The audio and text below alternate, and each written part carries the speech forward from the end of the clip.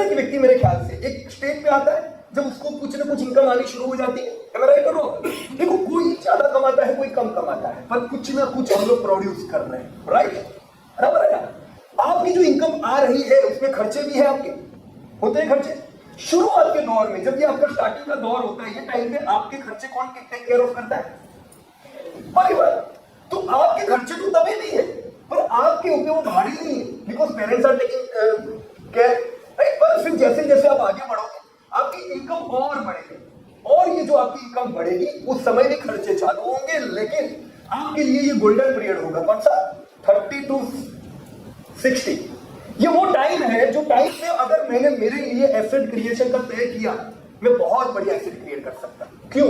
क्योंकि मेरी इनकम ये समय पे बहुत फटाफट बढ़ रही होती है, राइट? मुझे ये इसलिए करना चाहिए क्योंकि एक समय आएगा जब मेरी इनकम बंद हो जाएगी या कम हो जाएगी। लाख कमा रहा हूं, हो सकते 50,000 हो जाएगा, रिटायर हो गया, राइट? पर तभी भी अगर मुझे मेरी लाइफस्टाइल को मेंटेन करना है, मुझे ये समय पे एसेट्स को क्रिएट करना है। Got it everyone? तो मेरे को पहला नियम मेरे लिए क्या करना है? शेयर बाजार बाजू मेरे को सेविंग की हैबिट करनी पड़ेगी कि नहीं? देखो, मैं नहीं करता था। पेरेंट्स कहते थे बेटा 10% बचाना चाहिए। इंडिया में तो कहते हैं ना, पेरेंट्स कितना कहते हैं? 10%। तो 10% बचाने को कहते हैं। I used to never save. मेरे को ये था, मैं बोले पापा यार मैं इनकम बढ़ा दूंगा, पर खर्च अपने से बचत अभी होगी नहीं। गलत था, क्योंकि जब वो इनकम बढ़नी बंद होती है ड्यू टू अदर सर्कमस्टेंसेस, तब आपके पास कुछ बचा हुआ ही नहीं होता है। तब मुझे समझ में आया after a long 10 year journey, मेरे 10 साल निकल गए थे और मैंने कुछ भी नहीं बचाया मेरे लिए। मैं सोचूं यार मैं इनकम कमा रहा हूं, उससे कहां चली गई? फ्रेश। जब से मैं समझा तब से मैंने सेविंग करनी शुरू की।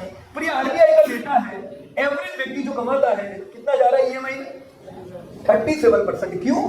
क्योंकि मेरे खर्चे ज्यादा है, मेरी जो इनकम है उससे ज्यादा। मेरे ड्रीम बड़े हैं जो आज की इनकम से पूरे हो सकते हैं, नहीं हो सकते।